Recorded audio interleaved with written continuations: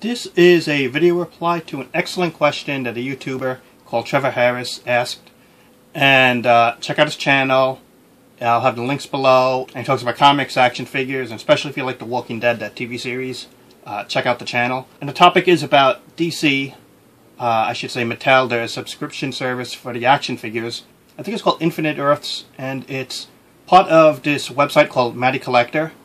And what they have is exclusive action figures that you have to sign up for a subscription, and for something like 12 action figures a year, one a month, that they'll mail you, and you'll get charged on your credit card.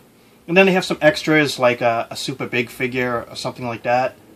And as I'm making this video, the subscription, I guess like the bonus action figure, is this huge Doomsday action figure.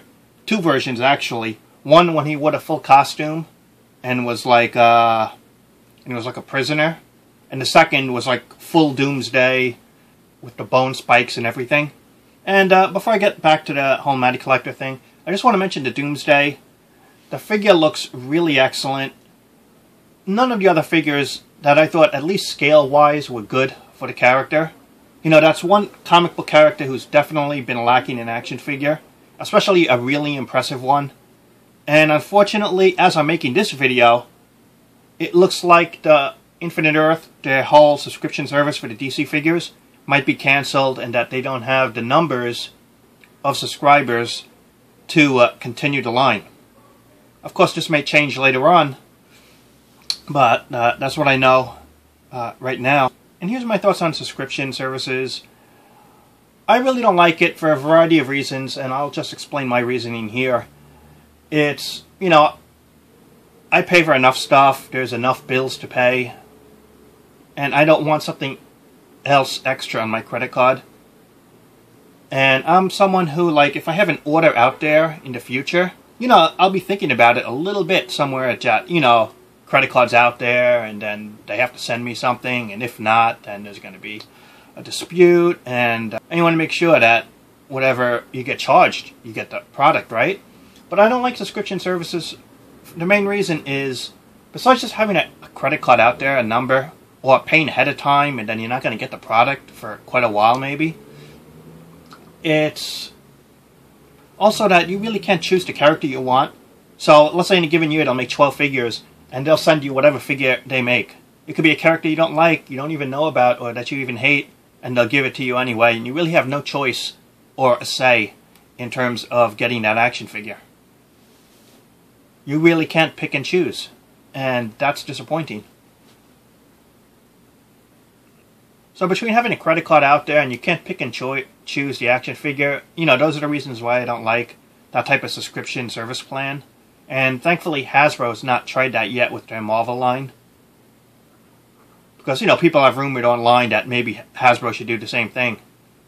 Well, I think another problem is that these subscription services are kind of like a last-ditch effort because they can't sell them at retail.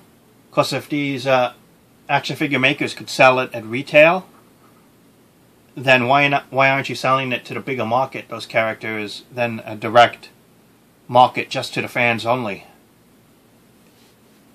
At least maybe they could just set up some type of distribution where they just like sell them to comic shops and specialty stores instead, and then you at least you have the option of buying it there or not. So overall, I'm just not a fan of the subscription service model in terms of how they set that up with the fans. But the only, I guess, good aspect is at least they're making action figures and getting it out there, and better to get an action figure, or have the option to in the future, than to get no action figure at all from a company. And at least you could buy it on eBay or Amazon in the secondary market. Except some prices there are pretty good. You don't pay too much. But some other action figures, the prices are like triple or more. And, you know, it's going to depend on who the action figure is and the demand, how much that character is going to go for. I bought an action figure on this channel. It was Uncle Sam. Didn't pay too much more. I probably might buy another one in the future, another action figure. But it just depends on the price range. I think I saw the Phantom Stranger one, and it was like over 60, and that was just too much. I wasn't willing to pay that price for that action figure. So that's my thoughts on it. Subscription plans. Let me know what you think. Should Hasbro try the same thing with their Marvel line? Comment, subscribe, and thanks for watching.